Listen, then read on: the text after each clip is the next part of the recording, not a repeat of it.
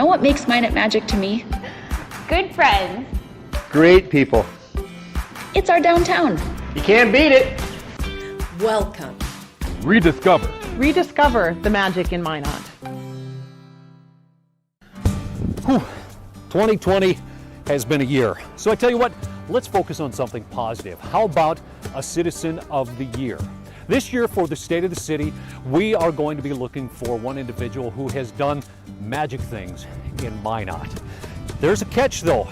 I want you to submit the application, or rather the provenance that explains why that this individual deserves the Citizen of the Year award for the City of Minot. So I want you to grab a phone or anything else that you can record on and make your submission. Even if you don't know how to run a camera phone or recording device, we can certainly help you out right here in the Minot Public Library with some great people that can even teach you a new skill.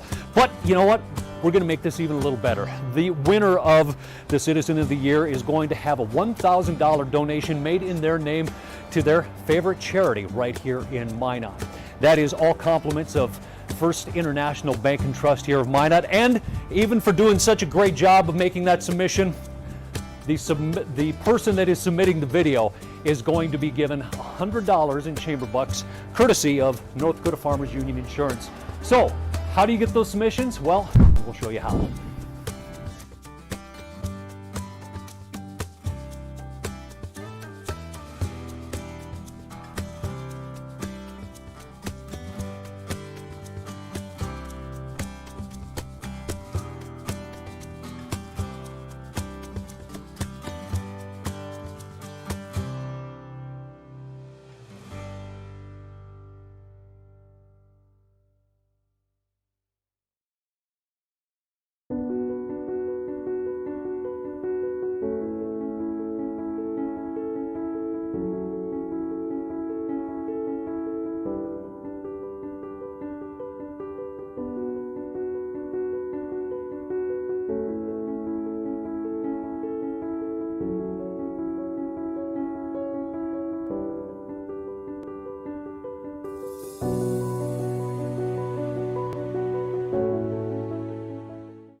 What makes Minot magic for me is the way our community comes together. There is no other community that is able to come back from a setback like Minot.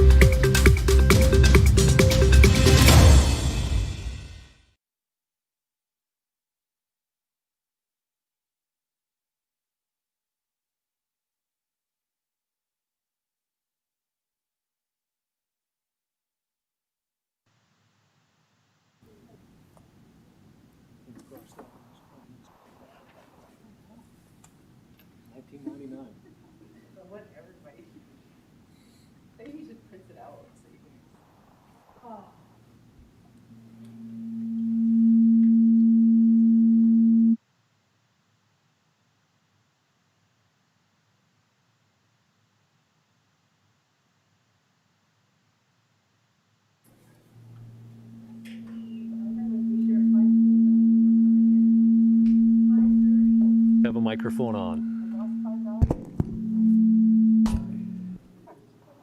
You want to? Thank you. If you could take all the microphones and lean them down.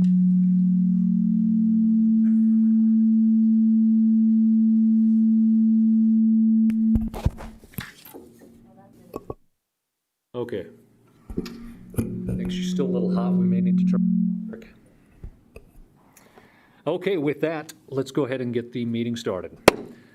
Call the meeting of the Minot City Council to order for today, Monday, December 7th, 2020. It is 5:31 in the afternoon. I would ask everyone, both at the dais and that is in attendance, to go ahead and take their electronic devices and make sure that they're on silent or on vibrate to keep the distractions down to a minimum, more than the feedback already has been.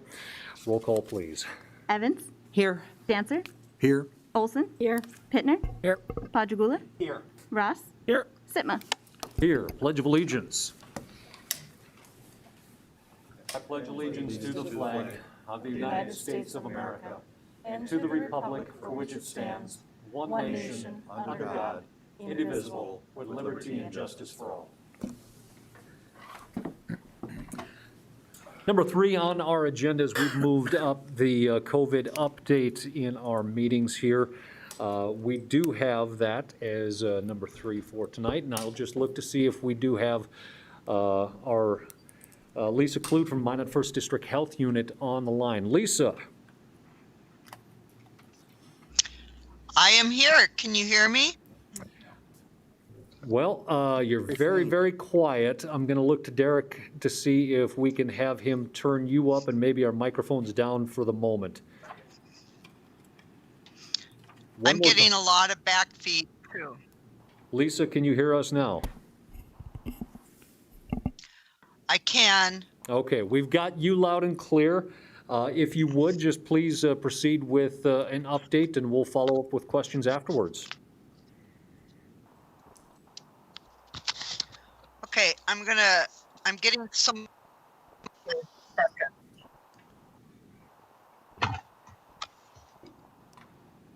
That any better? That is better. Please go ahead there, Lisa. Again, this is Lisa Clute, First District Health Unit. Okay, so I don't know how this is gonna go. Everything I say is feeding right back to me, so, Lisa, you'd cut out on us. I don't know, maybe if you could try one more time to make an adjustment there.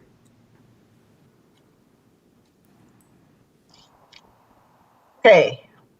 Now can you hear me? We've got you. Okay, and I'm not getting any backfeed. So, all right. So quite a bit has happened since we last visited. And just to let you know that the numbers are certainly going in the right direction. We're very pleased to see that. And so our active cases are down right now to, I believe it's 390. I don't have that number right in front of me. It's under 400, which is a substantial improvement from where it was. Our deaths, here we go. Our deaths are at 144 in Ward County. And we are continually monitoring the test per 10,000. That has gone down a bit. We are seeing less of a demand on the testing, on the static testing sites, and on the mass testing that we're doing over at MSU. So we'll watch that. Our test positivity rate for our 14-day average is now down to 12.4.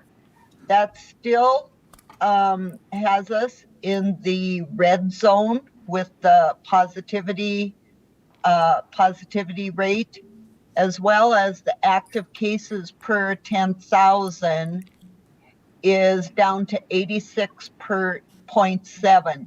That is down from our high of over 160 per 10,000.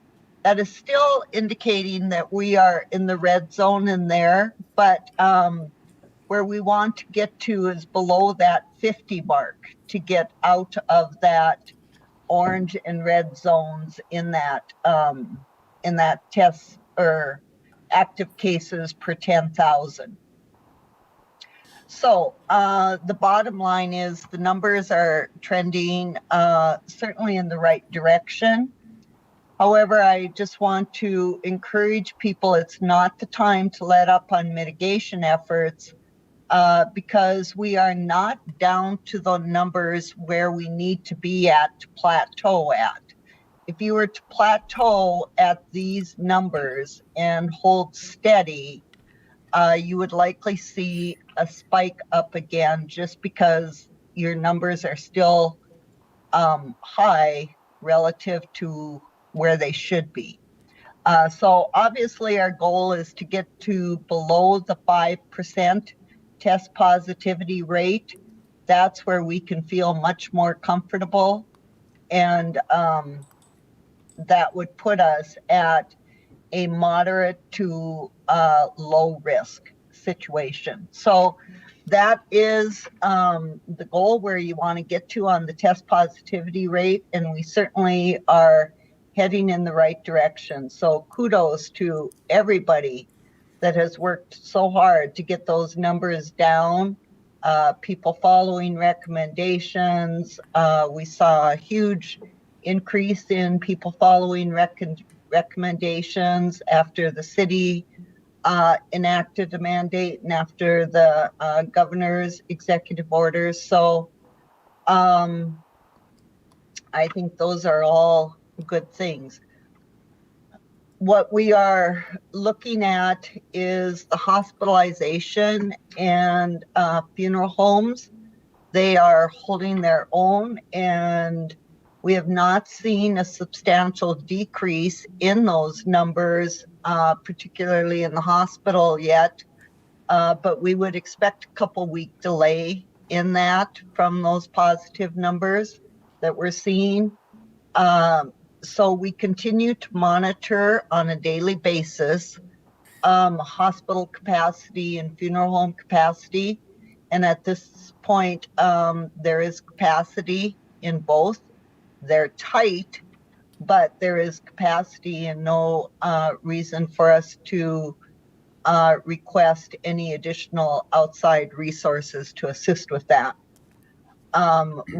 Trinity did receive Army nurses, which have been a tremendous help and increased their capacity. So I think that has helped too. So those are all, like I said, we're monitoring them daily, and we are not seeing necessarily the deaths and the hospitalizations going down, but we would hope to see those numbers trending in a better direction in a couple weeks after we see some of these other numbers reduce. I'll just jump through what I have to share, and then if you have any questions at the end, maybe that's the best way to do it, is the testing. As I said, the demand for testing has decreased, and that's, I'm not sure if that's good or bad, but that's the reality, and we'll take it. So, but we are doing some pilot projects with the rapid tests in the BINEX. With the BINEX in Mina Public Schools, we started out with a pilot of the staff and the Mina Public School staff. Dr. Vollmer and us worked throughout the weekend when that became an option for that to try. And we did have some uptake on that. The challenge with that is they needed to commit, the same people needed to commit for 3 consecutive weeks. As I've said in the past, the BINEX has not always been as reliable as we'd like it to be when reading negatives. But if it indicates that you have a positive test, that has a very effective reading. If it indicates it's a negative test, that has been shown to be about 46% effective. So what they typically want you to do is follow up frequently on those negative readings with asymptomatic. With symptomatic people, it has been much more of an effective test. The BINEX will also be utilized in long-term care facilities now. If they are testing twice a week, they will test with the PCR testing once a week and the BINEX testing once a week. So the residents will receive 2 tests, but they will be monitoring and trying to get some better information on if that BINEX test is performing better than what the original tests are we're showing on it, and that's everybody's hope. So with more data, we should be able to answer that question better than what we have in the past. So we continue to work on expanding the BINEX testing. And right now we will expand to 3 schools in Minot Public also, and more to come on that. So all of those details are being rolled out. That will be done in a totally different model than what we have done testing in the past. So, and I don't think I'll go into all of that. I guess I could answer any questions if you had questions on that later. So the big news for this past week was that quarantine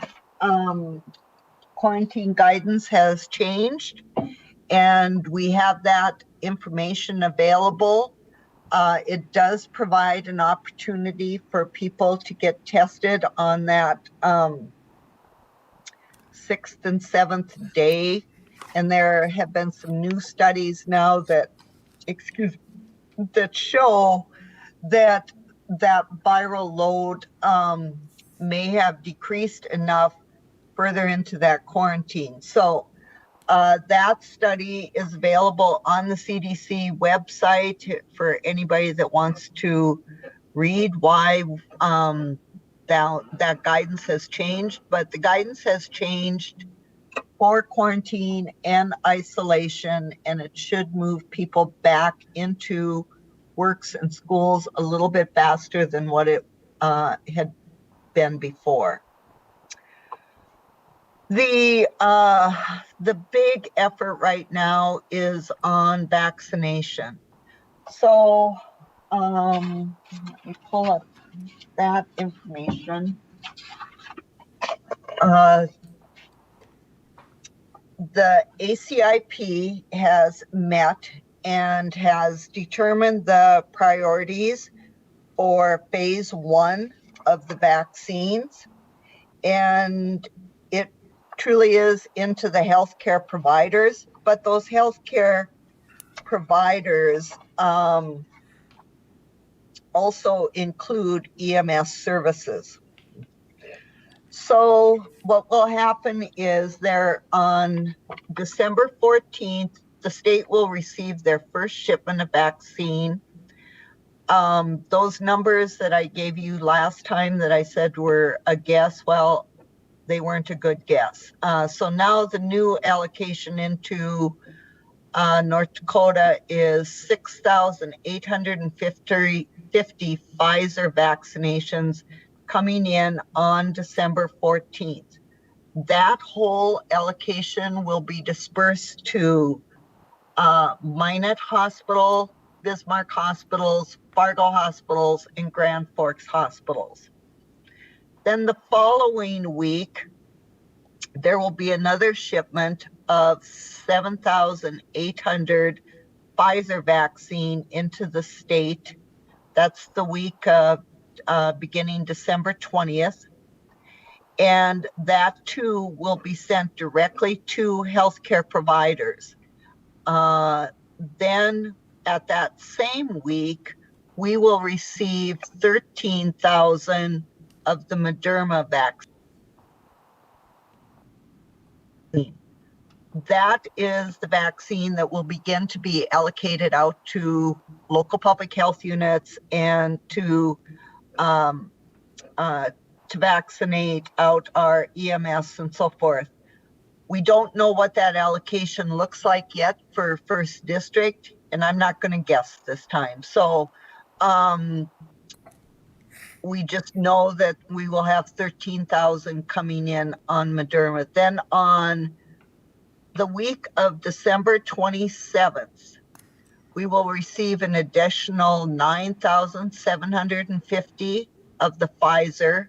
The Pfizer goes directly into the healthcare systems, and then another 5,700 of Moderna vaccine that will be coming into first district. So what we are doing is we have a vaccine group that meets with all of our healthcare providers throughout the 7 counties that meets each Tuesday at noon. So tomorrow again, we have identified processes to get all of the healthcare providers vaccinated. I am sorry, I'm getting a message here from Tammy Miller. That's okay. Okay, so we have all of the healthcare providers and long-term care providers will be vaccinated by themselves, with the exception of some smaller long-term care facilities and health care facilities. The first district will go in and vaccinate. So what we are doing is filling the gaps. What we are also doing is looking at the EMS population. So we will work with Jen at Ward County Emergency Management to communicate out to all EMS providers throughout the 7 counties. Trinity is going to do community ambulance. Chief Kelly and I had a conversation this morning, and I said I would look at the fire department since they were going out on the EMS calls. And so this is news to Kelly. The answer was yes, late this afternoon the fire department would be included in that EMS vaccination pool. So we will reach out to all the EMS and ask them for estimated numbers. We have identified 4 areas throughout the district that we will be vaccinating the EMS providers at. We have some tentative dates set for those vaccinations. However, we won't announce that until the week of December 14th, because we want to see those vaccine shipments start coming in to North Dakota before we make those arrangements. So we anticipate that our rural EMS and fire that is going out on EMS calls will have vaccine available to them late December, first part of January, first week in January. Then we go down various tiers. The long-term care facilities will primarily be vaccinated by CVS. And then we get into all of the other areas. When we get to the general population and even into the elderly or risk population that aren't in long-term care facilities and so forth, First District will begin mass vaccination plans. So we will be the primary providers for that vaccine out to the general public. And we have all those vaccine plans in place and continually being reviewed. We don't have the ACIP, all of the vaccine information that is delivered with vaccine when you administer it. We call it a VIS. It's a vaccine information sheet. That is coming soon, and we should have that information shortly so that we can start getting that out to the public. So there's still a few little things that we're waiting on for ACIP, federal government to give us, give the final guidance on, but I just don't anticipate any delays right now in the schedule moving forward. So with that, I would be happy to answer any questions, and I hope I covered the highlights and provided you the information that you were wanting. Thank you, Ms. Clute. I appreciate it. Questions, Alderman Janser. Yes, thank you, Mr. Mayor. Lisa, Mark Janser here. Can you clarify, so is it a two injection or two-shot vaccine approach, and is there a timeline required between the two shots if that's the case? Thank you. Yes, I should have covered that.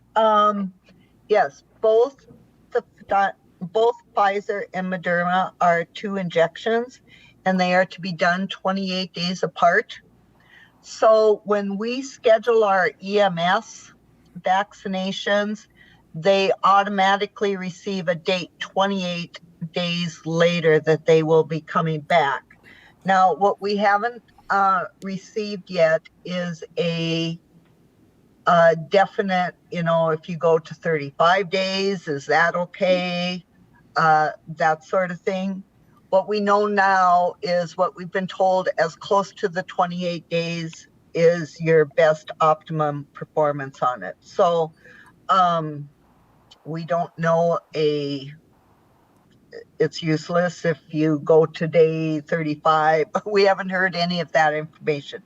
But all the doses are being held back for the second doses. So when I give you those numbers, all of those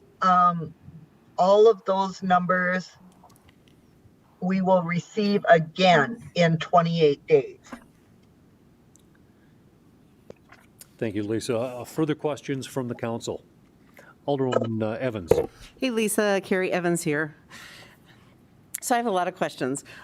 So to be clear, 18,700 vaccines will be coming to First District before January 1st. No, that's coming into the state. And how many of the 18,700 is First District expected to receive?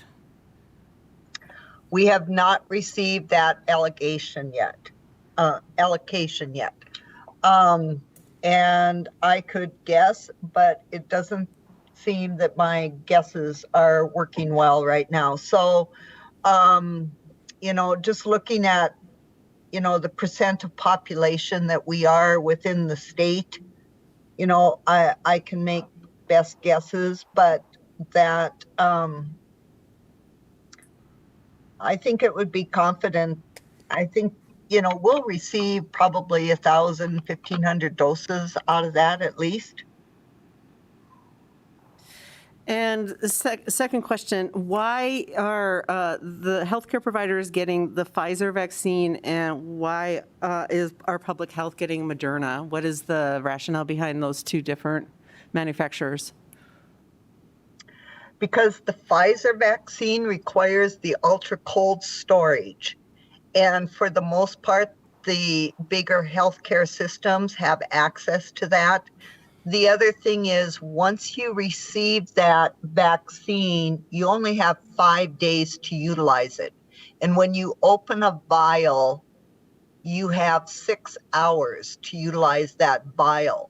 So in the healthcare facilities, they can be going room to room and, line up all of their staff much quicker than we can get out to all of the EMS. So the Moderna is just better suited for us for transporting out into the rural counties.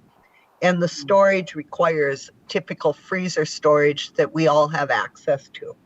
Ooh, okay, that clears that up. And thirdly, I know, first, thank you for, incorporating our firefighters into the vaccinations. What would be the process or consideration for getting our law enforcement officers, our Minot police, who are, on patrol and also at those calls into that group? They are in the very next, they are in tier,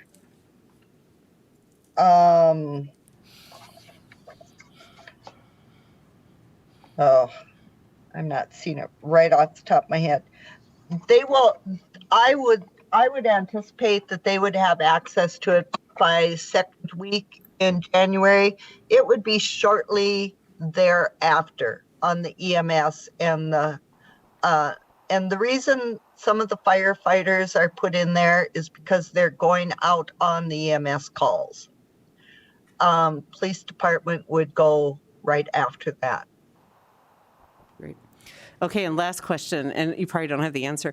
So when would we expect the general public of Ward County to have access to a vaccine? You're right. I don't have a direct answer. However, the vaccine is coming out much sooner than what we thought it was coming and in higher quantities. So all along we've been saying spring and summer. I anticipate if it keeps going the way it's going and with some different vendors in the pipeline right now, that will probably be early spring. It is really hard to say. And the other thing is going to be dependent on the uptake. So if you have everybody in the healthcare field that is eligible to take the vaccine, then obviously you will have less vaccine to carry into your next tiers. So until you see the uptake on the vaccine, we don't know, will 50% of the EMS out there want it or 100% of the EMS out there want it. So it will depend on how many people actually take advantage of it in each of those tiers. That's all I have, Lisa. I just wanted to thank, again, you and your staff for all of the, work that you're doing to help, our community. And, we appreciate it. And, thank you. Further questions? Alderman Janser. Thank you, Mr. Mayor. Lisa, one other question I thought of was, has there been talk of, or is there a difference in if you go to, or in terms of somebody who's already had COVID versus somebody who hasn't with respect to getting the vaccine?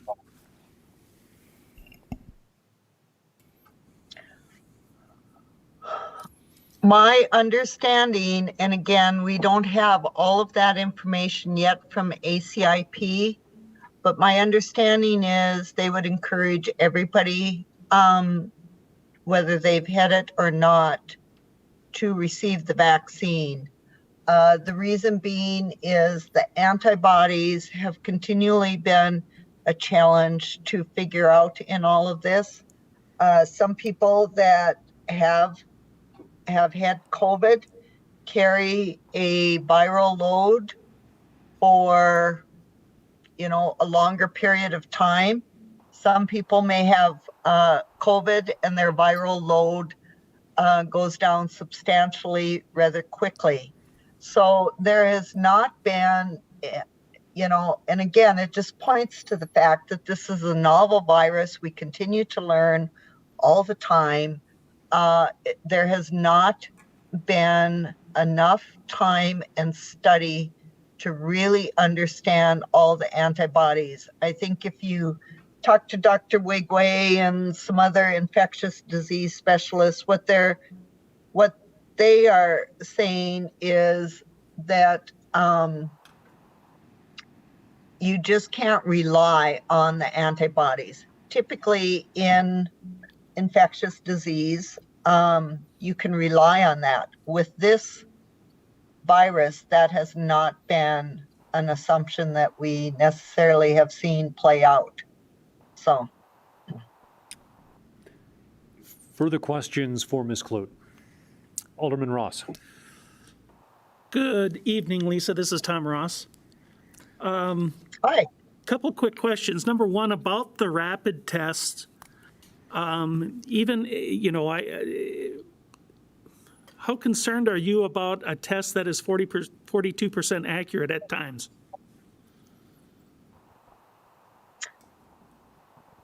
I'm very concerned about that. Why would we be using it?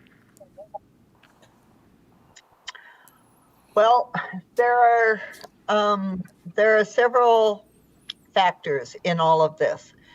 Is that because the testing has been slow in getting results back, and we know that it identifies positives quite accurately with,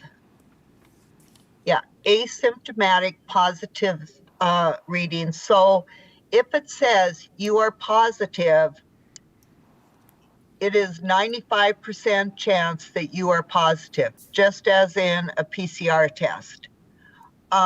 So the whole point of that is the advantage to it is it can identify in 15 minutes that you are positive and, recommend that you not expose other people or be out and about. So it begins the ability to isolate and quarantine earlier. That is the primary reason why Dr. Paul Carson and so forth are supportive of the Binax tests. Now, the negative readings is the one that is most concerning. And if you do it fairly often, then, they say then you're going to catch it. But it is the negative reading. So the reason is first of all, North Dakota can get a lot of these tests in, and they are very inexpensive to operate. But most importantly, they can quickly identify a positive. When this all first came out, and I was listening to the infectious disease doctors, and they were hearing about a 46% accuracy on the negative reading, they were all like, well, no, why would we possibly utilize that? However, given the opportunity to identify positives quickly, some of them are changing their tune, and the governor's office is very, very much wanting us to go in this direction. Last question that I have is, out of the 144 deaths in Ward County, how many of them are attributed to assisted living or nursing facilities?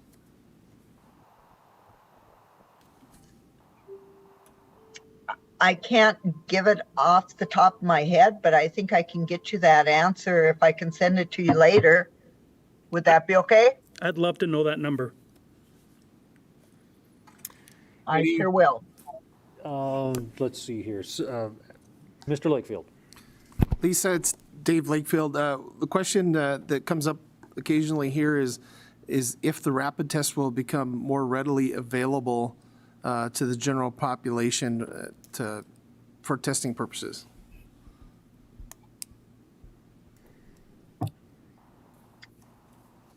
I don't know that answer right now. I think there are still a lot of things that need to be worked out in order for that to happen. There is a definite advantage to them being done in a school system where you test the same people every week. The same with long-term care. But for general public, I just don't think we're ready to go there yet. Any further questions for Ms. Clute?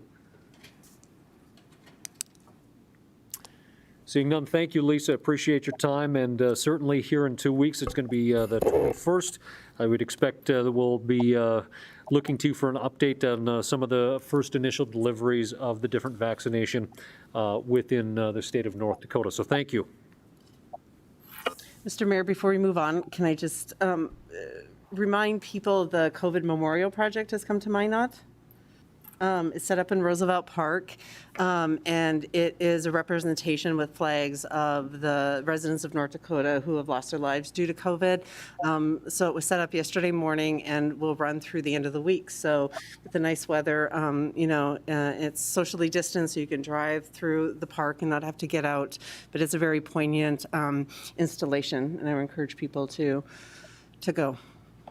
Thank you. All right, continuing on here with our next item, that is number 4, the mayor's report. I did have a significant number of appointments and meetings in the month of November. I will try to go through those fairly quickly here. I did attend the press conference on November 3rd. If you remember right, that was a press conference that was specifically for the medical and healthcare professionals to disseminate information and answer questions. Then on the 4th, it was COVID Coalition Zoom meeting, the flood control home acquisition closing as well.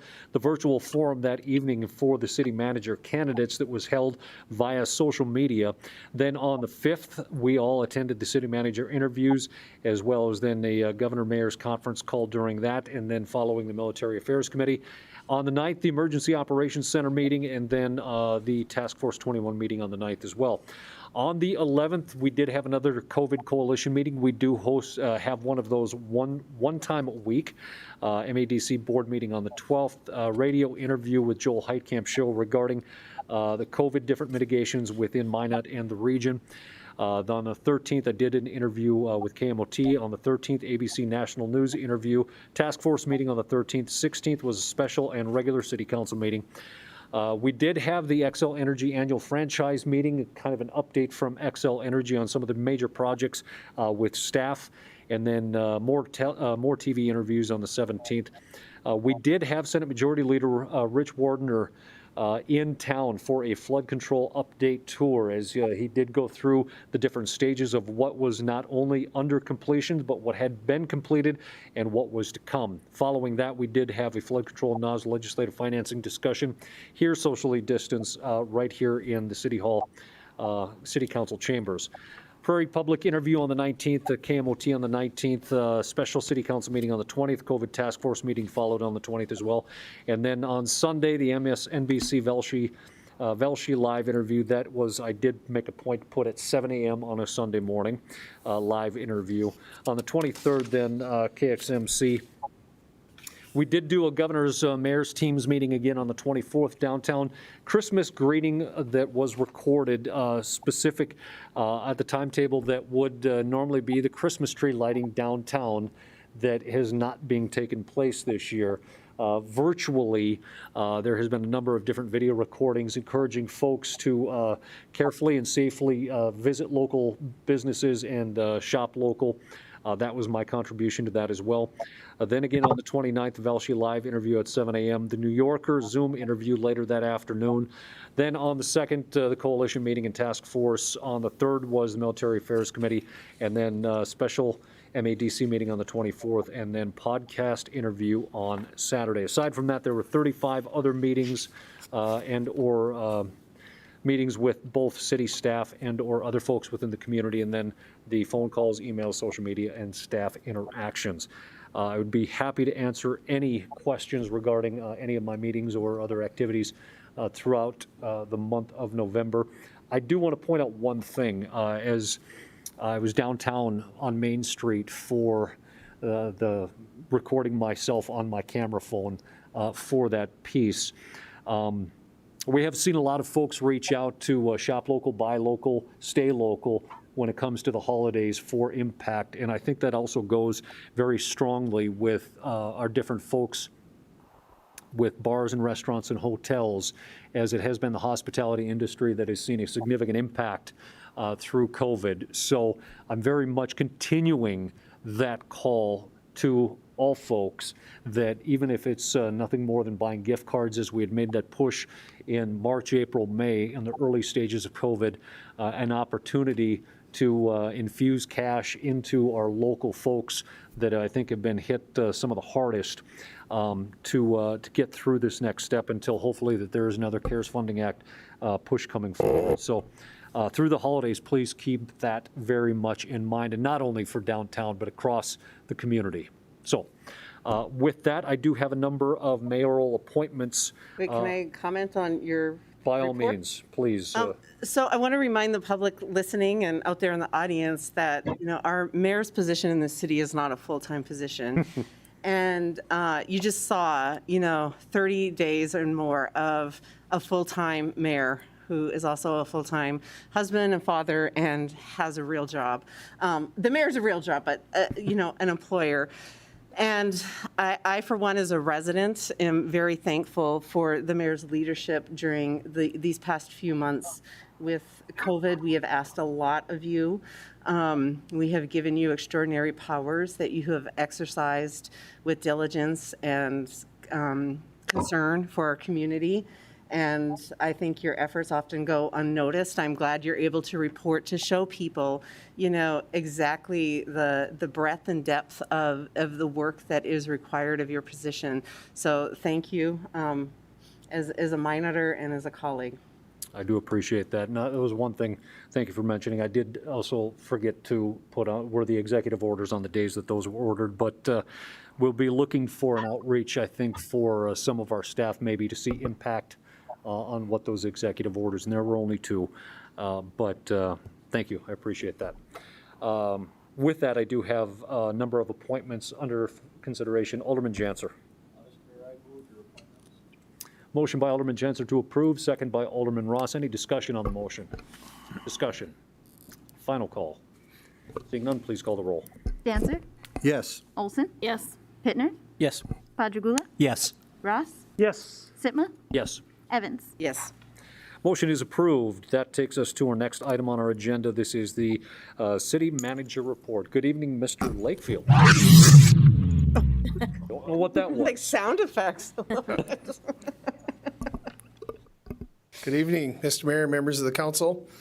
We have a lot on the agenda on the update this month, so we'll try to get moving and move through it relatively quickly. And as always, if you have questions, feel free to ask.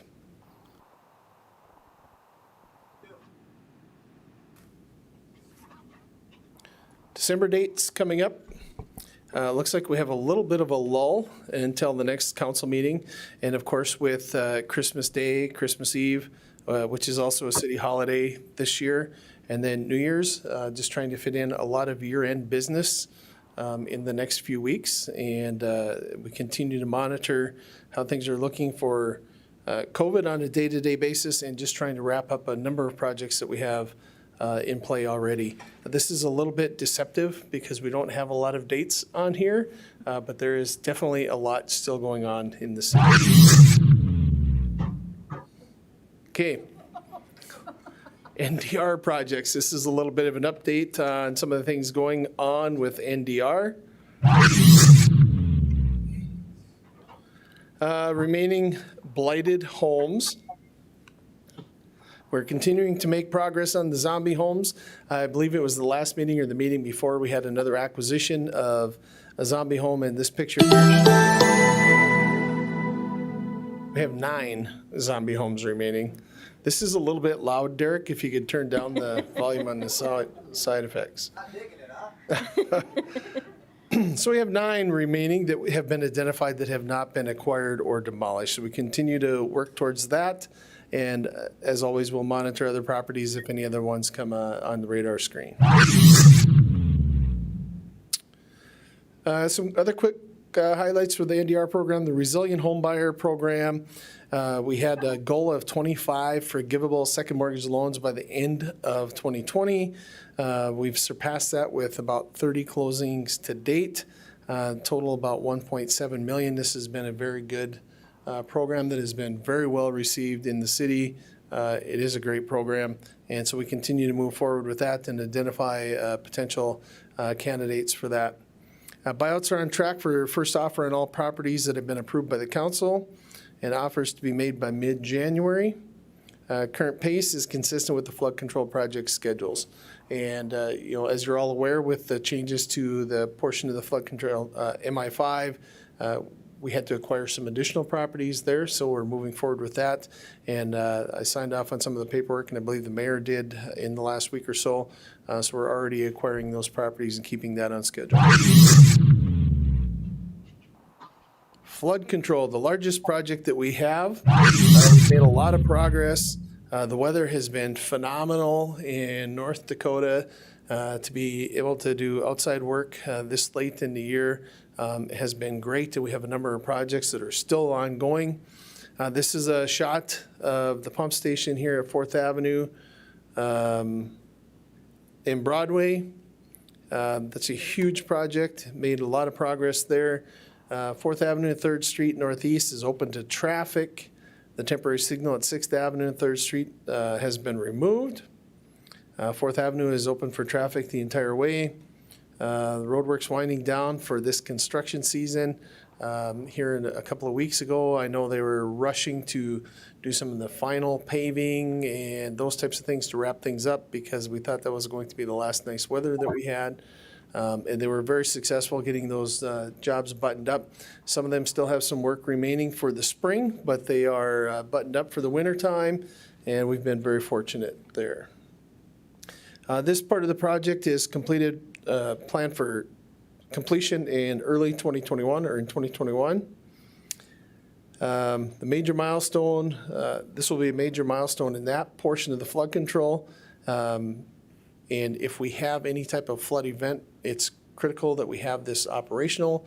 If we have a rain event while we are in emergency operations, this is how we get the storm water into the river on the dry side of the dike. So it's important that we have this up and operational.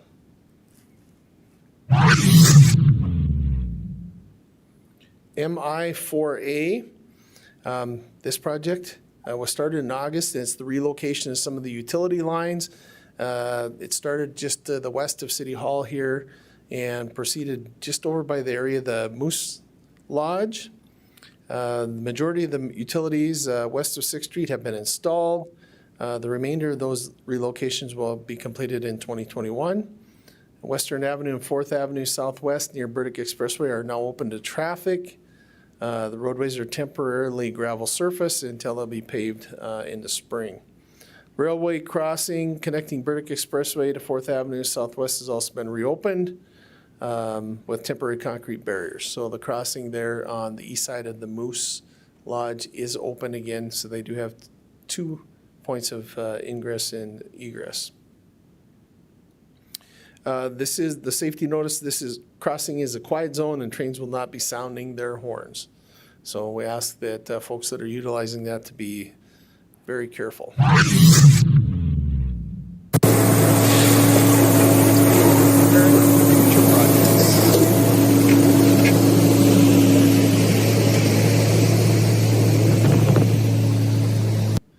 That thrilling video is the process also known as chip sealing. And this is something we do for maintenance of the streets throughout the year. So you got an up close and personal look at that process there. So we'll talk about some of the things that engineering has going on here. Coordinating, the engineering department works with all the departments to coordinate the CIP, which is the capital investment program.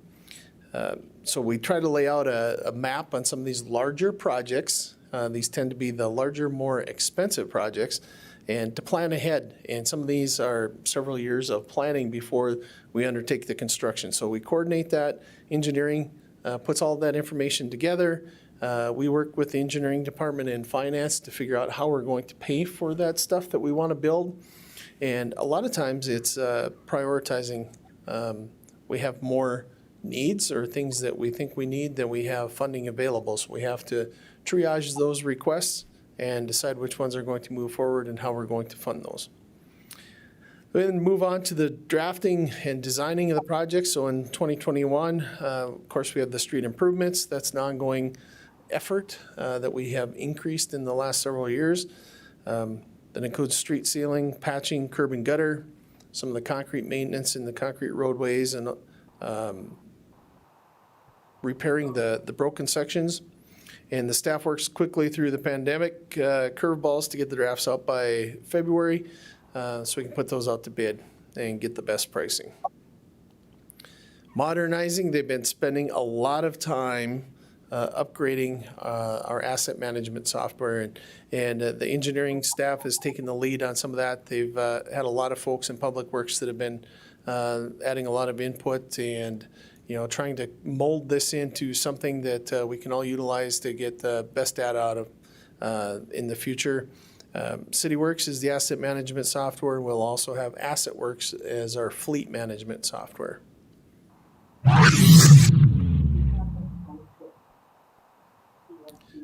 Zoning ordinance changes. The updates to the zoning ordinance is now open for public comment. So you can go to the links listed here and offer up your comments and review what's being offered for changes and let them know what you think.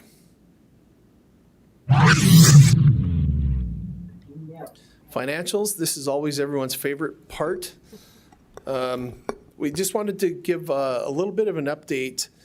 Back in April, I believe it was, we came up here and we tried to forecast and read into what this pandemic was going to give us, or what kind of impacts it was going to have on us. And we, pulled some numbers based on, what we were being told from industry experts and those that were in the know, and we kind of crafted a forecast and developed a response on how we were going to make up for the shortage of revenue. And we took a look at this when we developed the 2021 budget and tried to develop a flexible budget that would allow us to retreat, so to speak, if the revenue wasn't coming in, but also to be poised to move ahead if things were a little bit better than we anticipated. And we have some good news. And I'll show you some numbers here in just a little bit. Sales tax collections, our forecast back in April was to be pretty dismal. We had budgeted $10 million for 2020 per penny. And, the year before in 2019, we had finished up at just a little over $11 million per penny. So it was a conservative budget to start with. But when we went and forecasted those numbers back in April, we thought we were going to be at about $8.5 million per penny. So a significant decrease from 2019 and significantly under budget as well. Last week, when we got the sales tax numbers in, and we still have a couple of months left to go for the 2020 collections, but we're actually trending slightly above our original $10 million budget. So still below last year's numbers, about 8% down from last year, but not quite 3% above budget year to date. Now, we still have a few months worth of collections, and this is a critical time for sales tax collections here at the holiday season. So cautiously optimistic that things will continue and we'll at least be in line with our budget. The revenue picture has been better than anticipated. There were a number of items that we had identified back in April that we thought were going to be a big challenge for us. And some of those things just haven't developed the way we anticipated them to develop. And there have been a few other things that were actually a little bit worse than we anticipated. So we'll go over those numbers here just shortly. But all in all, better position than we envisioned back in April. And the last thing is that we just continue to manage budgets aggressively. The marching orders have pretty much been, if we don't need it, we shouldn't be spending money on it. Probably the one exception to that is this pandemic has pointed out to us that we were not prepared with our technology. So we have made a significant investment in upgrading our technology to allow for a much more mobile workforce. Some exciting numbers here, and the real gist of this is over on the right-hand side. The difference between the 2020 budget and forecast, the second from the right, that column was the picture that we were painting back in April. So we thought we were going to have a revenue shortfall of about $6.3 million that we were going to need to make up. And the very right-hand column is kind of our best guess on where we think we are going to be at, or based on where we're at today. Now, there are some things here that came into play that helped us out. Sales tax is a big one. The fall off on sales tax wasn't nearly what we anticipated. And then the CARES Act funding that has come in obviously wasn't forecast back in April, so that has helped us out tremendously as well. The one item that I shouldn't say it's a surprise, but turned out worse than we anticipated is our interest revenue. And that's just because interest rates have fallen off the cliff, and we don't forecast much of a change in that. And as our investments mature, we have investments maturing that are 3% or better, and the market is pretty dismal now for reinvesting those funds. Hub City revenue is one of the items, and actually it's still less than what we originally budgeted, in line with what we forecast. I think we're going to be in that mid $4.5 million with Hub City revenue. But again, CARES Act dollars from the state have helped offset some of those decreases.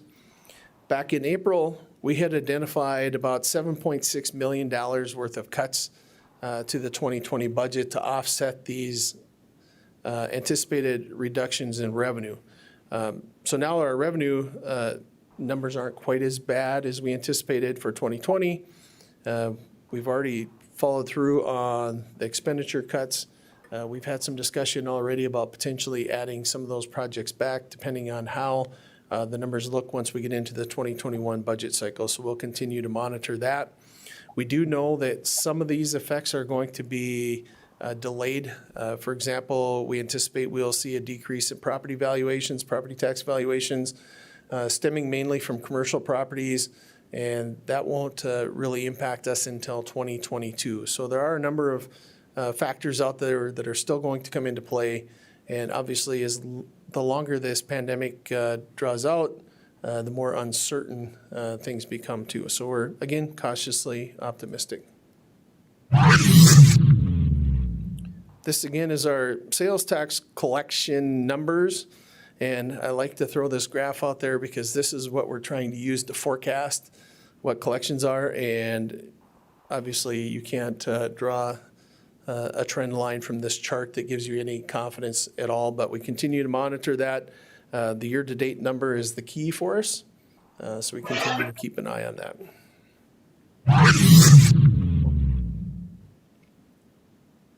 City employee COVID impacts. The numbers this week are out a lot better than they were a few weeks ago. I think about 3 weeks ago, we actually had right around 40 employees that were either positive with COVID or were required to quarantine because they were a close contact. It looks like that number this week, the numbers out today, we're down to 11. So our numbers have gotten a lot better. We still have a few out working sick, and a number of those that are able to or that have underlying conditions that make them susceptible are working remotely.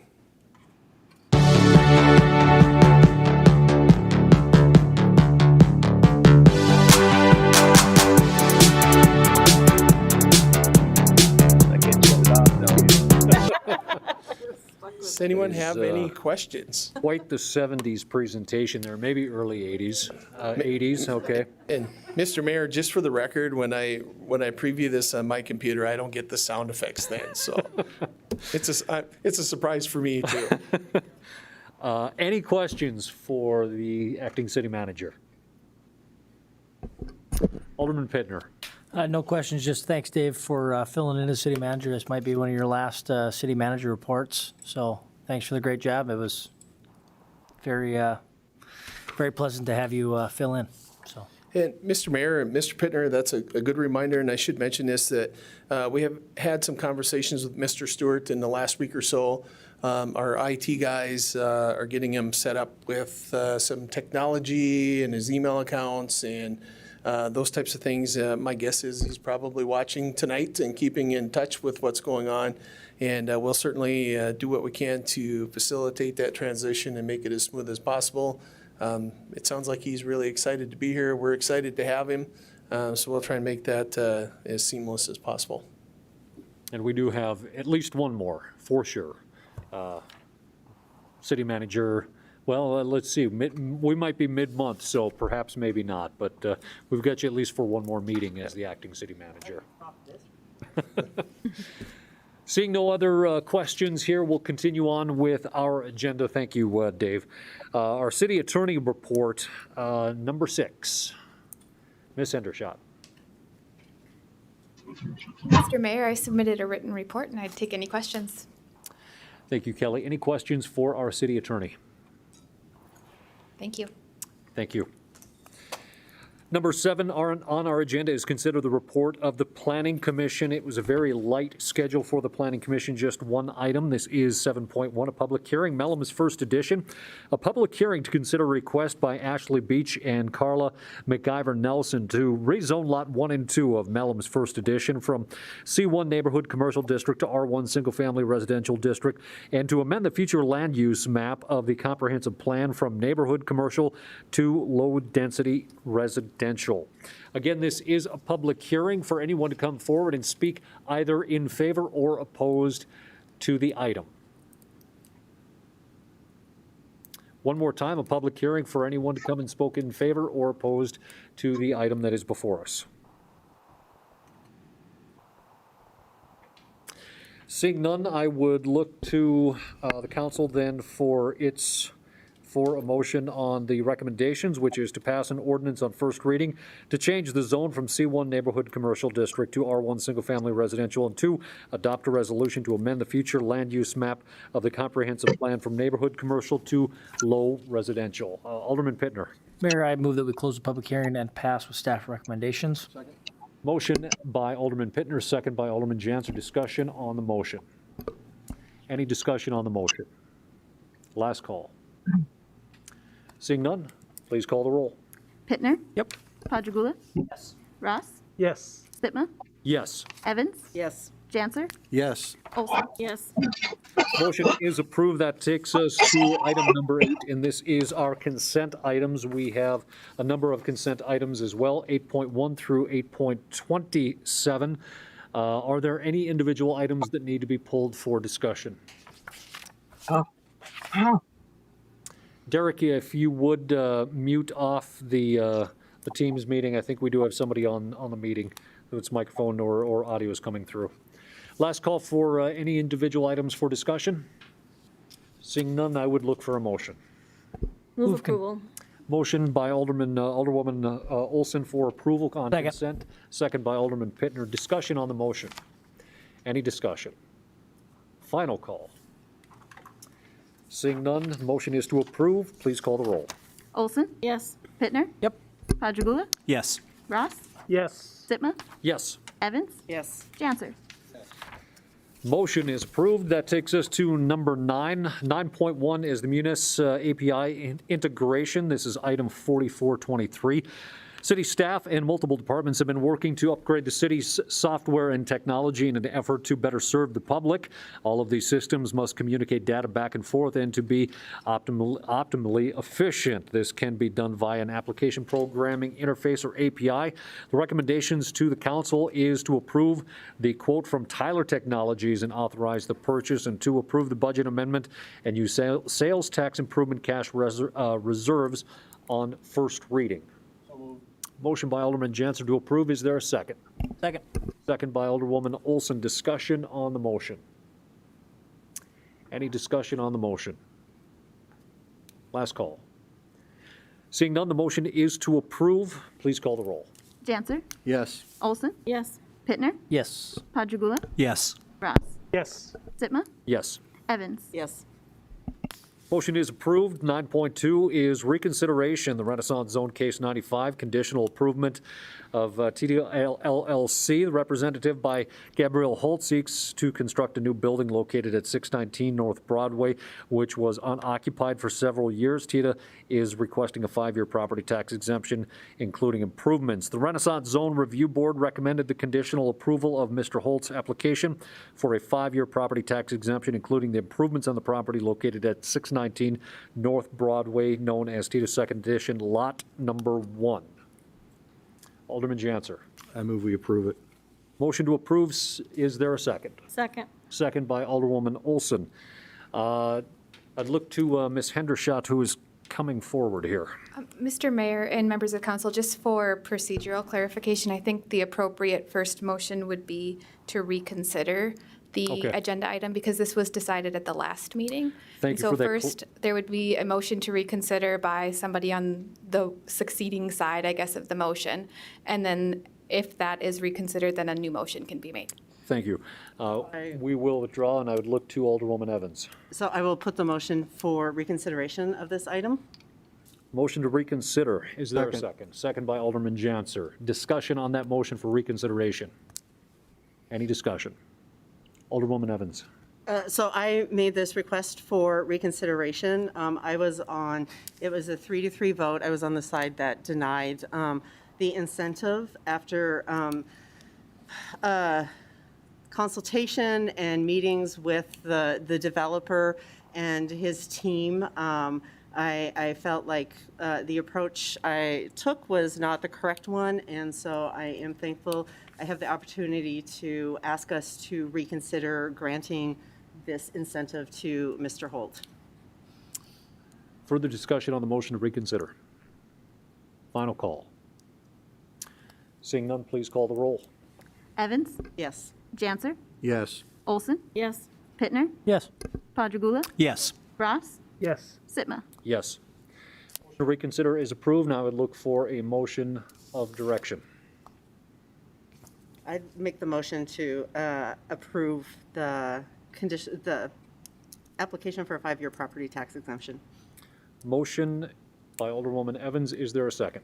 Second. Second by Alderman Janser. Discussion on the motion. Alderman Padragula. I had a question for our attorney. I noticed in the memo about this, we had 2 courses of action. One was to approve, and the other was to deny. I think the wording was for cause, and I guess I wanted to get a clarification legally where we stand in terms of our prerogatives as a council. I also, after the vote last time, had some second thoughts, because one of the concerns that was raised was that we hadn't followed the process and that we were making an exception this time around, the exception being to deny. And I was wondering what our prerogatives were in terms of that. In the past, my recollection has been, and at least when I've gone to these meetings, that there's been pretty spirited discussion, or at least significant discussion, of what to do with these requests. And a lot of times things were taken care of at that level, at the committee level. And I don't recall offhand the council ever not going along. But again, I think part of that was predicated on there being vigorous discussion and debate at the Renaissance Zone committee level.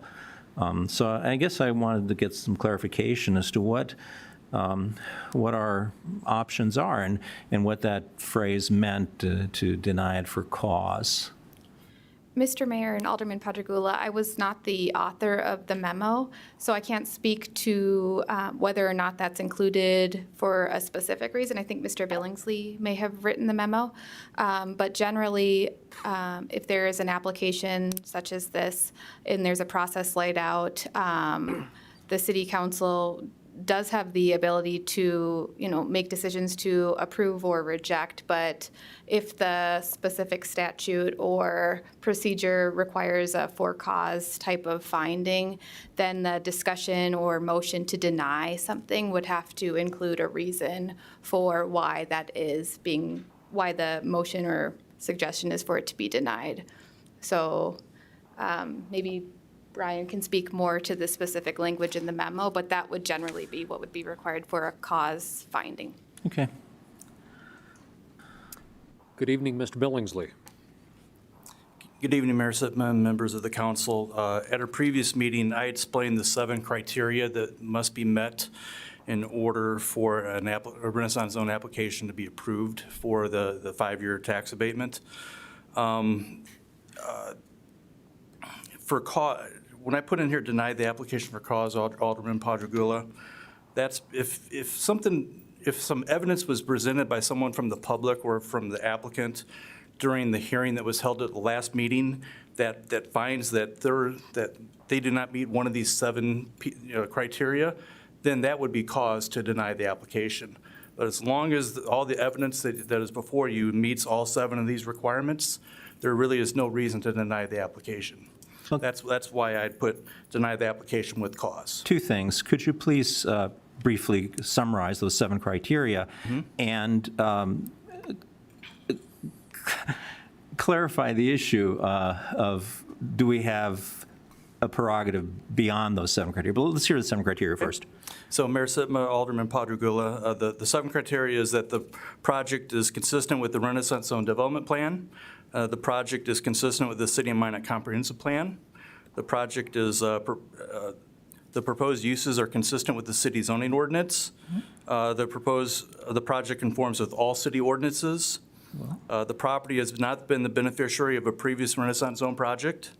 Rehabilitation costs exceed 50% of the current true and full value. And the last one is at least 80% of the investment is classified as capital improvements. In this case, they clearly meet all 7 requirements. So am I correct in understanding then that at this point, it's a ministerial function essentially on our part, that we have to approve it?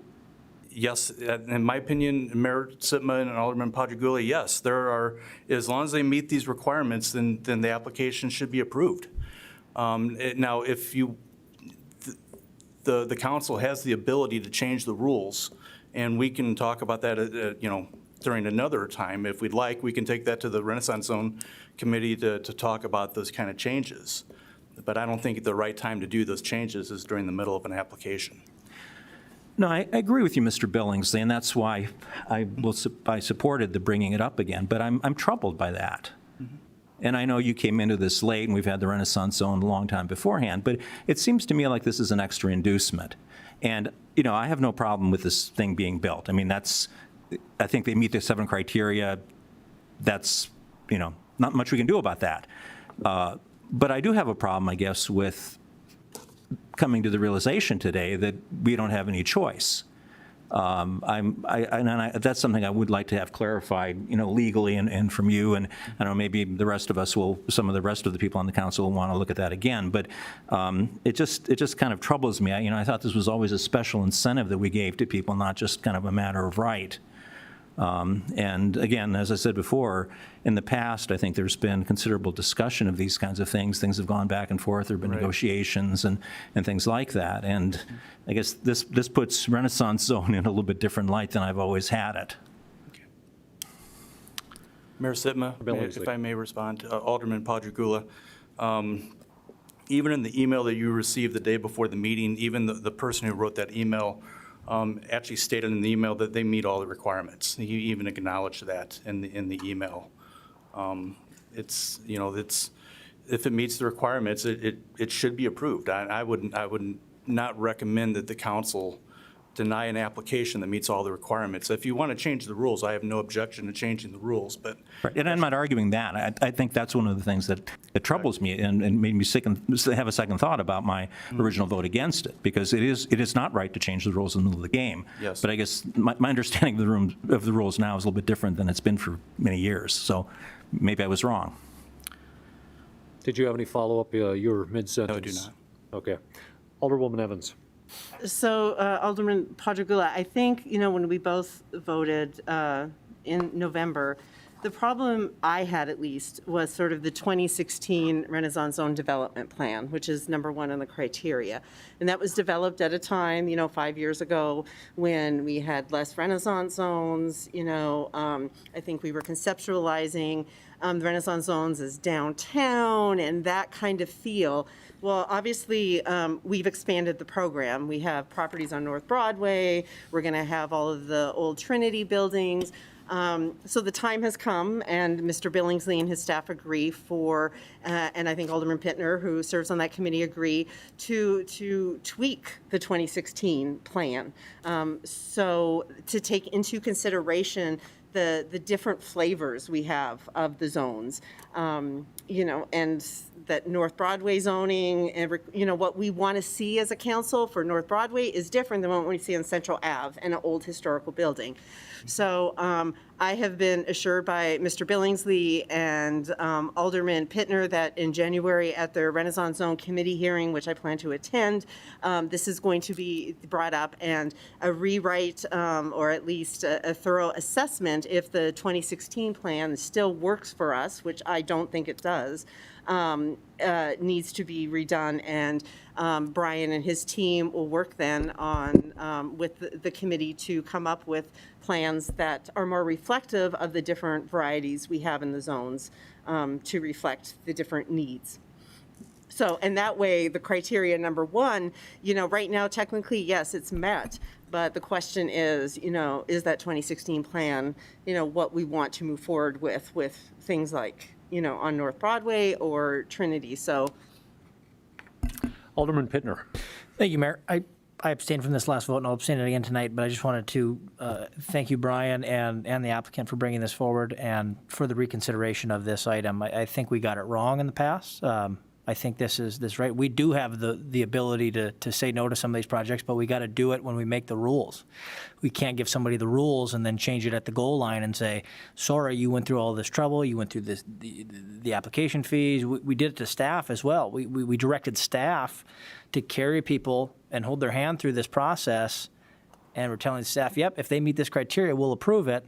And this is what we want to see, and we want to foster development and see investment. And then when they get to the podium, we tell them no because we just don't like it, because we got an email from a citizen.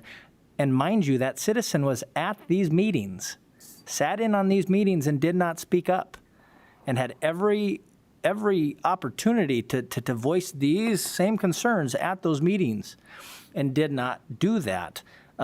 Again, I applaud this council for bringing this back. I think this is the right thing to do. If we want to change the rules, let's change the rules when there's no applications, not in the middle of one. Again, thank you, Brian, and I apologize to the applicant that we had to go through this. I'm glad we're getting it right, and those are my comments. Alderman Ross. I think if I hear, thank you, Mr. Mayor. I think if I hear Councilman Patergula's in another way, and what concerns me is that this really, this should be on the consent agenda. If you're bringing it to the council for a vote, the council's going to vote. And maybe that's a change that has to happen. But to bring it to the council and tell us you got to approve it, that's kind of where I have concern with.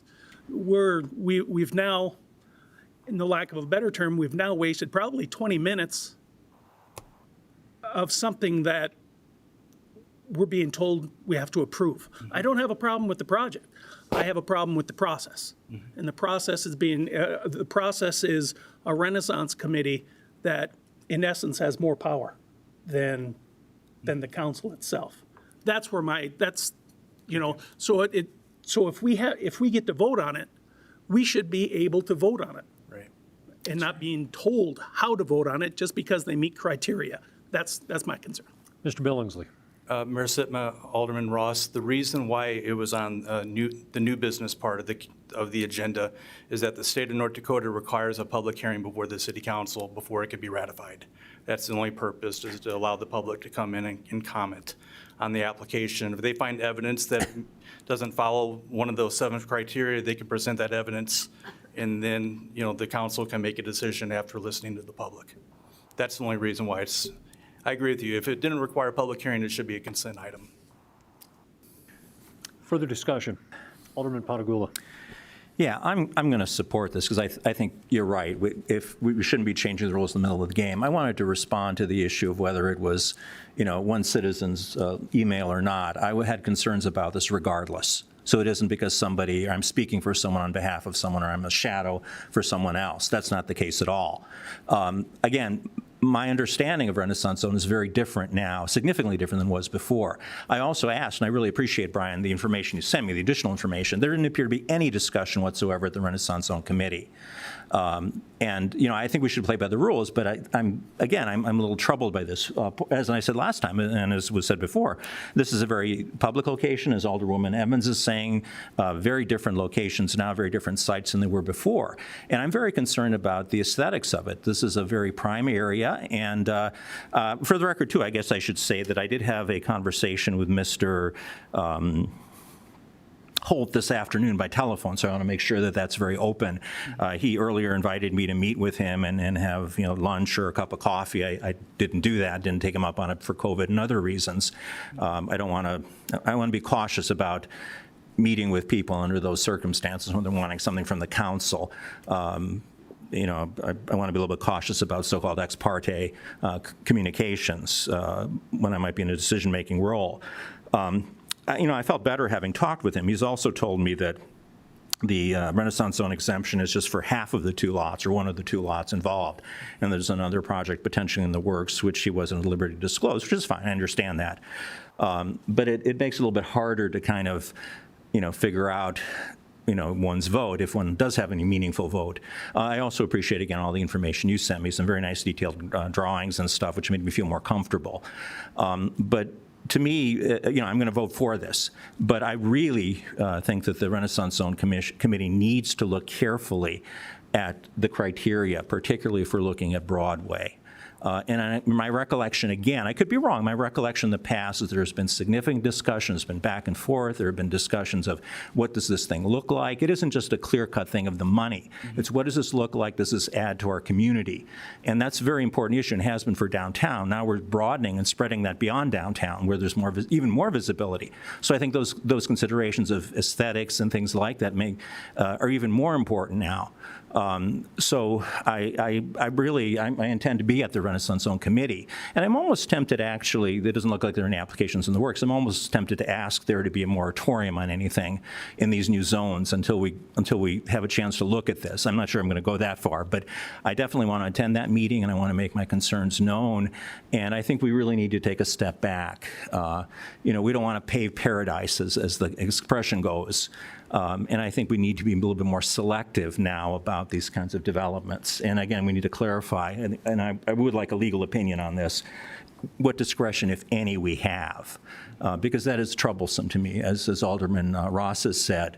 It's not to me where on the agenda it belongs, but there's the appearance here that we have some choice. And if we don't have choice, I think we need to be very clear about that, and I'm not comfortable not having any choice about important things that affect our community. So, when's the meeting? Mayor Sitma, Alderman Padrigula, the meeting is the 3rd Thursday of January. I believe it is the 21st at 8:30 a.m. in the Public Works Department, conference room number 3. Thank you. Appreciate that. Mr. Billingsley, when was the last time that property was built on? Mayor Sitma, I do not know, is before my time here. From my recollection, well prior to the 1990s, possibly the 1980s or before, with a prime piece of location.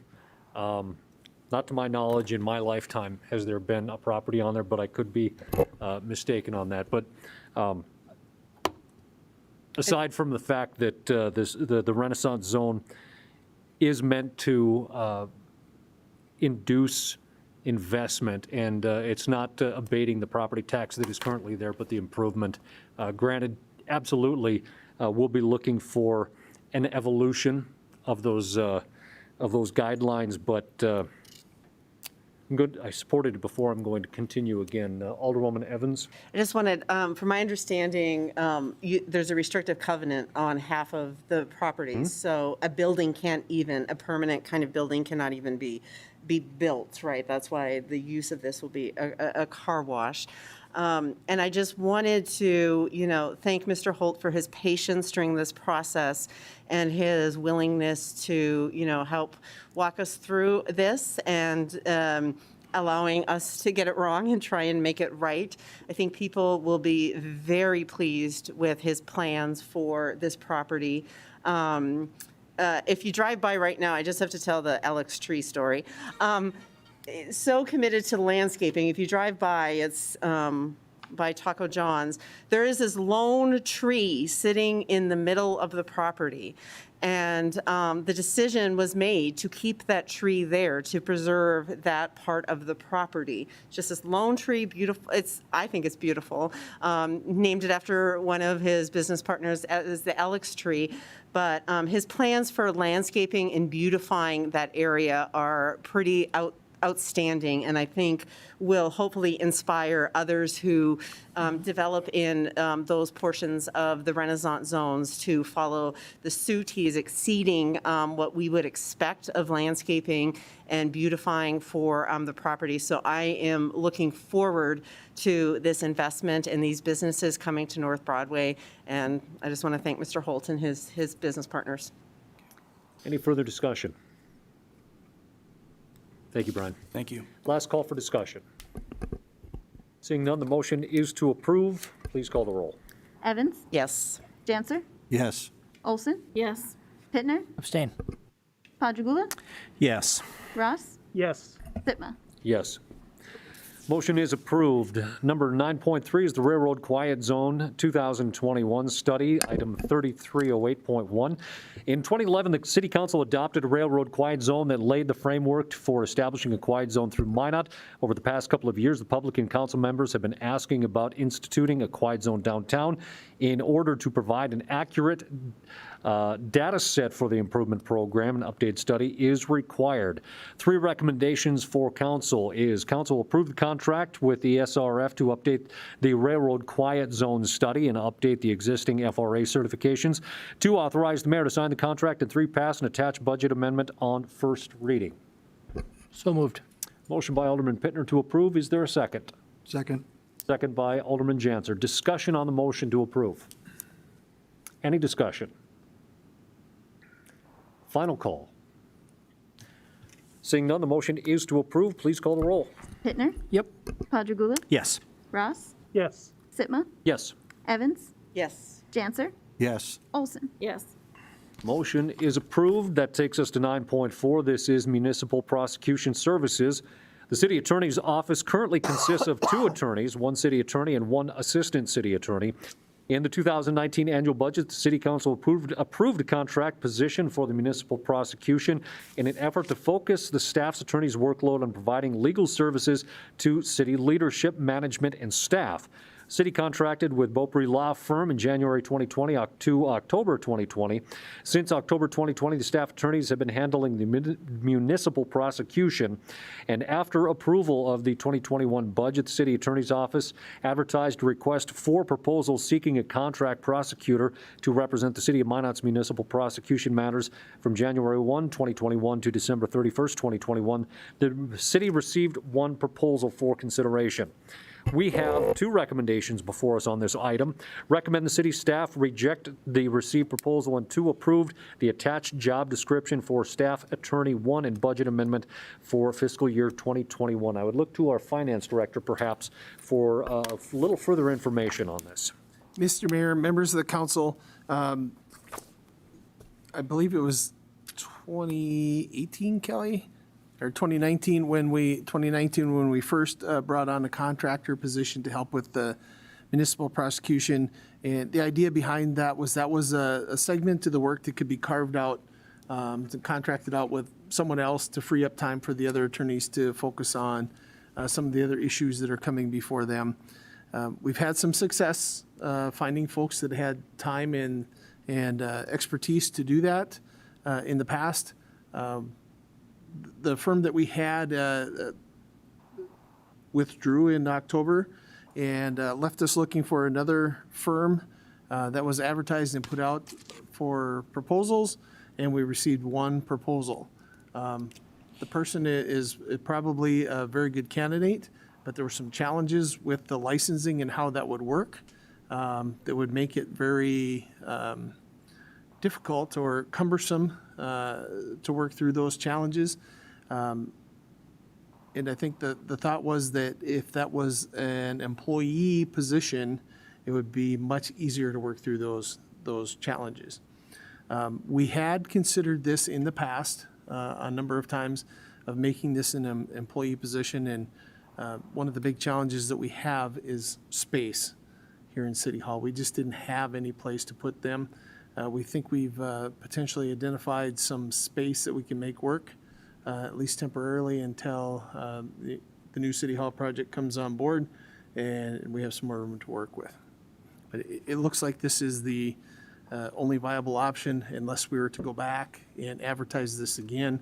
And I think some of the indication was that that if somebody were to propose, they would want to see more money to go with it as well. With the information that is attached and the information from our finance director, acting city manager, what are the wishes of the council? Do we have to divide it into two motions, Kelly, do you think? Okay, so I'll make a motion to, for the reasons stated in the memo and Mr. Lakefield's discussion, to reject the received proposal and to approve the attached job description for the staff attorney position and to allow for a budget amendment for FY21. Second. Motion and a motion by Alderwoman Evans, second by Alderman Pittner. Discussion on the motion. Alderman Patagula. Yeah, I wanted to ask our city attorney, the head of the legal department, to give us a little bit of background about legal services for the city and a broader perspective. I guess one of the questions I have is how our current and with this proposed staffing, where would we stand in terms of the other large cities in the state, for instance? And what that would do in terms of, if we did add another position, what that would do in terms of workload and just operational efficiency for your department.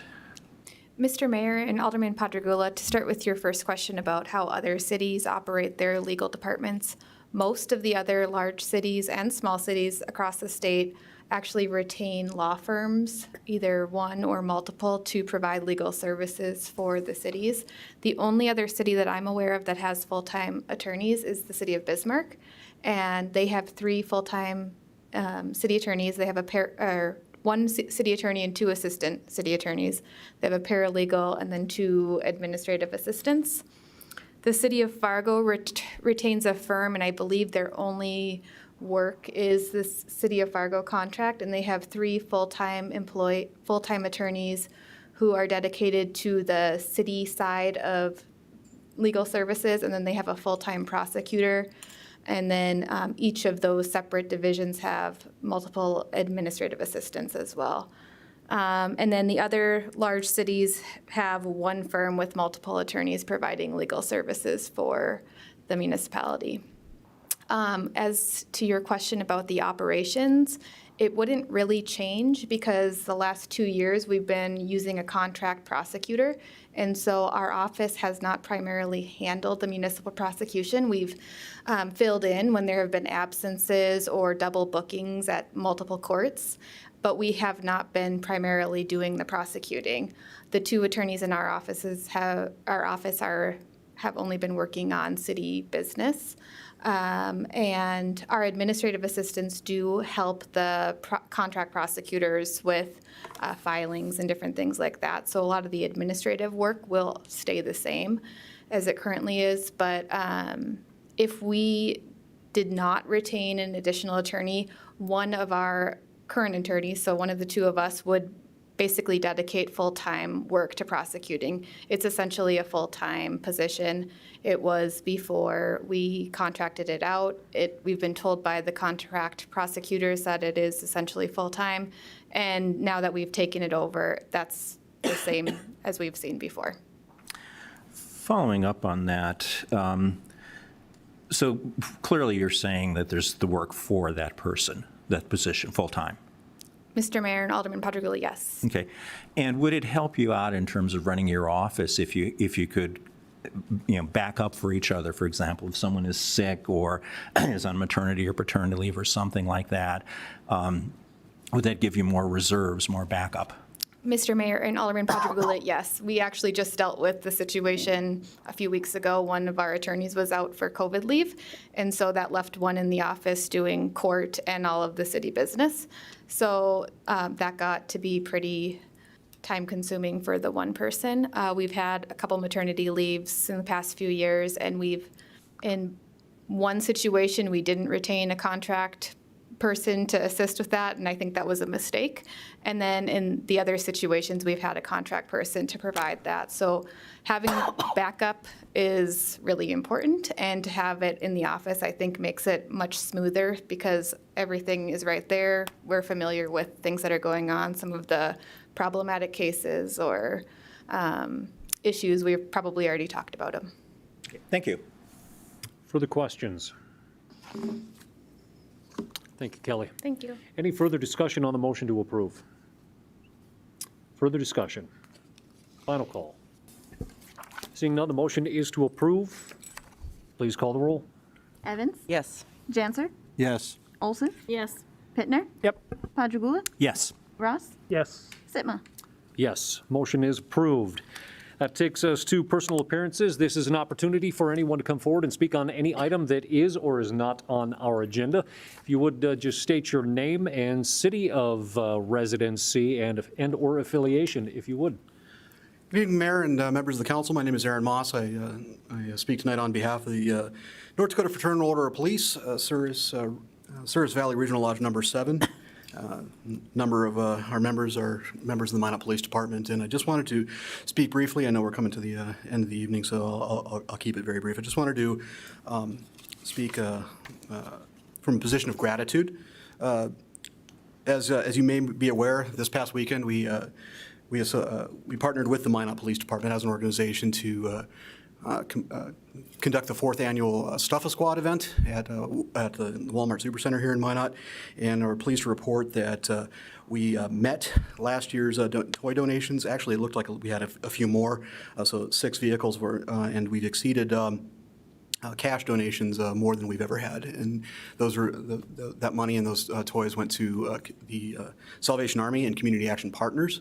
Our partnership, Community Action Partnership, as they have in the past years as well. And I just wanted to extend, on behalf of the lodge, I wanted to extend our gratitude to Chief Klug for allowing the officers that are present to utilize the Department police vehicles for that purpose. He's certainly not obligated to do that, and nobody present is drawing pay for this. This is all volunteer, so we're extraordinarily grateful that we were allowed to continue this event, given the restrictions with the pandemic. We were kind of concerned that this might not be as successful as it has in the past, and that brings me to my next point, that we are extraordinarily grateful to the community as well for the hundreds upon hundreds of people that came and gave us toy and cash donations, and we're excited already to do this again next year. And also, we're excited for the upcoming Cops and Kids event that we do every year. That's going to look a little different this year, but again, tremendous gratitude to Chief Klug for working with us to make a socially distanced and safer event for our deserving children in the community who have already been selected through the schools and social service organizations. And also, I just wanted to touch base or thank Alderwoman Evans for speaking out a little bit earlier to ask when law enforcement was going to be included in the vaccination batting order, so to speak. And with that, I'll conclude and stand for any questions. Well, Aaron, first of all, thank you. Thank you to the folks of the union and to Chief Klug for the officers that donated their time and, of course, their goodwill through all of this to continue on a great program. The Stuff-A-Squad car absolutely makes a world of difference to a lot of kids and to a lot of families throughout the holiday season, Christmas holiday season. And then the Cops and Kids program, you talk about trying to make connections out in the community, that officers are real people, that they're here to protect us at some of the harshest times, but they're also our friends. So thank you to all of the men and women in blue for all that you guys do, and especially on the outreach programs. It makes a world of difference in our community and across, I think, North Dakota, and our general attitude and relationship with the peace officers of North Dakota. So we appreciate that. Thank you. Thank you, Mayor. Any Alderwoman Evans? Quick question, just because I'm not familiar with it. Can you tell me briefly about the Cops and Kids? Cops and Kids program is that's what the Fraternal Order Police calls it. It's some other entities have called it like Shop with a Cop. In the past, we don't use the same terminology because of copyright concerns. But historically, the event is individual lodges around the country will be partnered up with children in special need to actually shop with a police officer for a certain amount of predetermined amount that they can spend on whatever they want in terms of toys or whatever they decide. It's entirely up to them.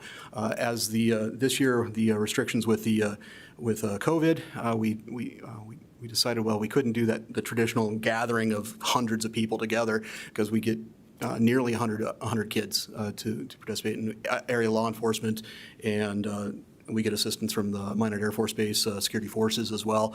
It was just there was just no way to socially distance and follow Smart Restart guidelines, CDC guidelines, or to be able to do this. But we determined that one of the more effective ways that we might be able to do this is actually have the same nomination process through the schools and social service programs. Then the kids would fill out a wish list, and one of our associate members, who's also one of our dispatchers here at the City of Minot, has been working feverishly to go online to order these items. So if you see some items coming through the city's mailroom, that's why. And I have not ordered thousands of dollars worth of toys, I promise you, but that's what's happening. And again, tremendous thanks to Chief Klug for allowing us the space to house those toys until we can actually present them sorted and delivered through a touchless drive-through process here at the City Hall.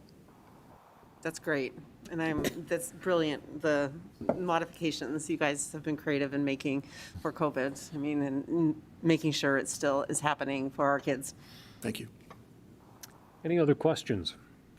Alderman Padagula. Well, just a comment. I guess I feel obligated to make this. I wanted to echo what you said, Mr. Mayor. I think this reflects very positively, very favorably, these kinds of projects, and the fire department has their share too, on our public safety employees. I think it also reflects very favorably on workers and organizations of workers.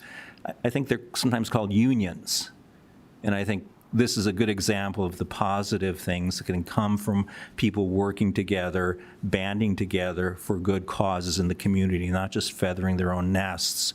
And part of the reason I mention that and have that little critical tone to it is that, not a day or week goes by without reading some scandal, some corruption happening in big cities and in metropolitan areas on the coast of the United States. And I think this is the exact opposite. Community policing is the big thing. Well, we've always had community policing, and I think we always will.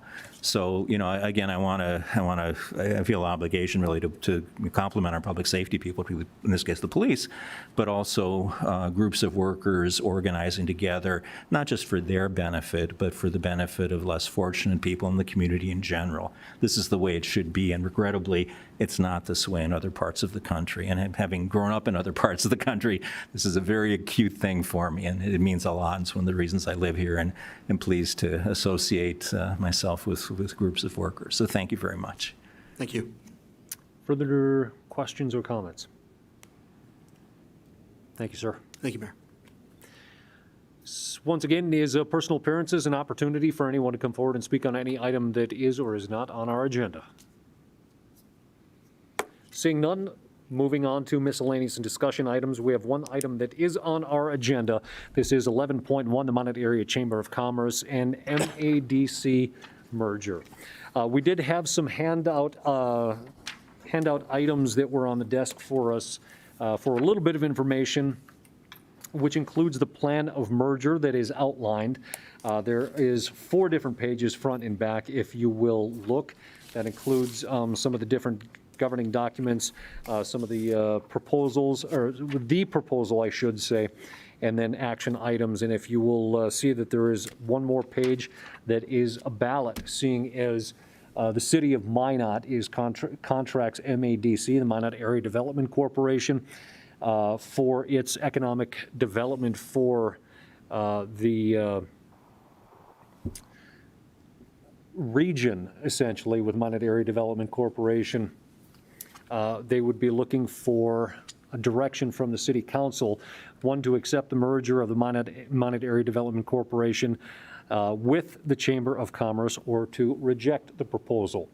So I would certainly have been a part of this as a member of the MADC board, would be happy to either talk more about this or answer what questions I can at this point. or we can have a motion to accept or reject, and we can certainly have some discussion on that point too. Alderman Janser. Mr. Mayor, I move that we accept the merger and submit our ballot that way, if that's the correct motion. Motion to accept the merger and submit the ballot. Is there a second? Second. Second by Alderman Ross. Discussion or questions? Alderman Janser. Thank you, Mr. Mayor. I guess I've followed this process closely as the two committees and organizations have gone through their internal looks at how this plays out, and I think they've both boards as well as the staff have concluded that it makes sense, and I'm confident that they'll do a good job carrying this out, presuming that it's approved, and so I would urge us to support the motion. Further discussion? Alderman Patagula. Yes, Mayor, you're on the MADC board. Do we have anybody serving on the chamber board also, or? With the chamber, I believe we are an at-large member. I would look to Mr. Lakefield as our acting city manager and finance director who attends and does speak at a number of those meetings. Mr. Mayor, Alderman Padragula, we are a member of both organizations, and I did receive 2 ballots, and the assumption is one is for voting because we're a member of the chamber, and also one because we're a member of MADC. I'm not aware of anybody affiliated with the city that is on the board of the chamber, but we interact with them substantially. We don't have an ex officio seat on the board, do we? We do. Of the chamber? We do. And who is that rep? Alderman Janser, I believe you're at a lot of those meetings too. Well, if I might, Mr. Mayor, thank you. So, Alderman Patagula, I think your answer is that typically the ex officio member has been the city manager, has been the representation by the city manager. As it happens, I also attend those board meetings as the chairman of Task Force 21 and report to the chamber board. So a lot of times there are a couple of us there who are affiliated with the city as well. Okay, thank you. I guess the reason I asked that is that this seems like such a logical and obvious move. Whenever I see something that looks like a proverbial slam dunk, I always wonder, is there something I'm missing here? Is there any downside? I can't see it. I mean, I've thought about it. I used to serve many years ago on the board of the chamber, and I followed both organizations very closely and have been very thrilled to see them develop. Are there any arguments against this? I mean, again, just to be on the safe side. Hearing some of the discussion, I think some of those that may not understand that the merger is meant to collectively, I think, better utilize resources, and that there was concern that identity would be lost. So that really, I think, is where some of the collective argument for the proposal or being against the proposal lies. Now, there may be some other individual concerns that maybe I haven't heard or that have been aired to me. If we recall that this process or maybe idea reemerged through the white paper process of the IDC program that took place here a couple of years ago. And then both MADC and the chamber collectively took the initiative themselves to have that discussion and move this forward.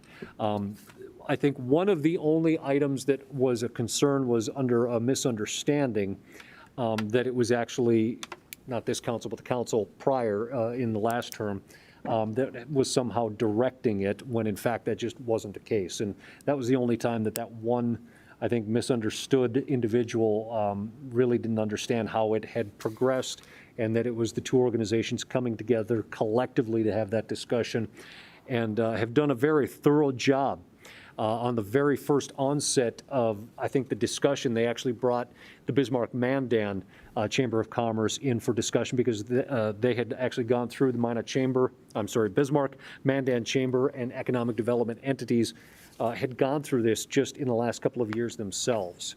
So brought in the folks up from Bismarck-Mandan to talk about how that really evolved down in Bismarck-Mandan, what obstacles and hurdles that they went through. So basically, in a process not to reinvent the wheel.